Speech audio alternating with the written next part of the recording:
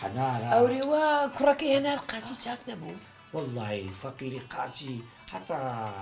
20 ڕۆژەکەی جێتی لێ ناکەنەوە دکتۆرێ باشە ناسم کاک سعید واز بینە کوڕم باشتر دکتۆرم نەوەگرتی دکتۆری باش دەناسم دەوێنیە ڕا قاچی سەقەت بکە وڵا مامەی نیشا دکتۆرە زۆر باشە واز نەمانی شایبی نۆرەی مامی ما وازە شەوی کاکەوتە با بڕێ ڕەشی دەستە هەست ئەدی باشێ خوا خاتوستێ بە پێش کۆ دێ کوڕم یاڵا بڕۆ دوکان کەرەوە یەکەم بەرێ ئەمە کلیلی بدەمە تو کاک ڕەشی بیکاتەوە تا من وێستراحەت دێ بۆ من شاگردیتەوە هێستا هەسا لە کاک سعدی هەڵم تەقان نۆرەی جەنابتە دێ کاک دێ کاکە فێمان لە خوددا حافیستان بخواتان حافیستان بێ. خوای بەشیاو بێ شکریشی دۆزیەوە ئاوازخان.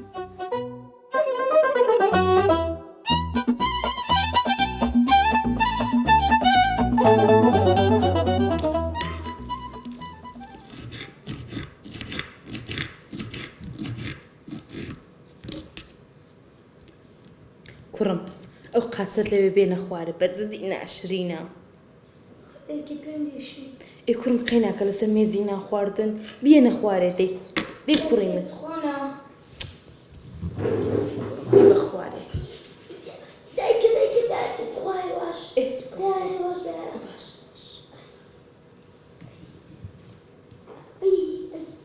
هیچ نییە دەی سەد جارم پێ گوتم کوڕم لەسەر قیر تۆپانێ مەکە لەسەر قیر تۆپانێ مەکە ئەوەش عاقیبەتەکەی دیتت لێ هات دیتت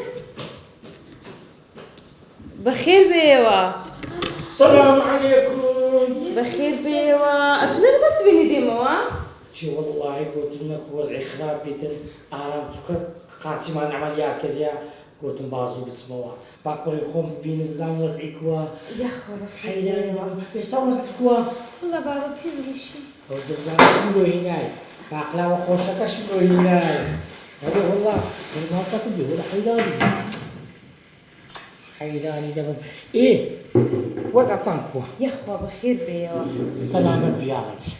ئەوە چێ داعینە نییە جەمەدانەکەت لێرە گیر کردیە والله ژانە سەرمە هەر ڕۆژێ هەتا ئێواری دووتی ببینیم بێ هەزر ژانە سەرمە تۆزەگەیتیم هەم بە خۆتا تەمەشاکە تەمەشا لە ڕێی هاتە تۆ لە جاتی قسەی خۆش چیوە من زوو هاتیمەوە لەبەر درینگۆ هاتیم ئێوە نییە کاکە ئەوجە باشتەکت پێ بکەین بەبیرم هاتەوە ئەو دەهامە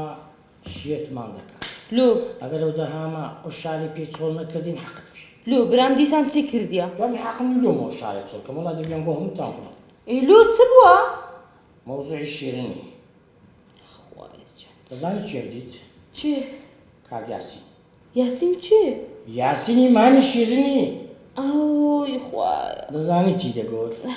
دەیگۆ شیرن هەموو ڕۆژێ دەگریە درێتن دەهام واز لە من ناینی درێ شیرن درێ کاکە مەلێکتری ناگەین جارێک لێک جیابینەوە خە معقولە دیسان بچمەوە بەدەستێ دەهامی بە قورعان سەد جار بۆ برام وتۆ کوڕە برام ئەت واز بینە واز لەو ژنەی بینە ئەجە بام شتەکە تێ بگەم هەردووکمان عایلەی ماری شیرین دەناسن ئەوانە عایلەیەکی خەتەرن ئەوانە کەللەرەقن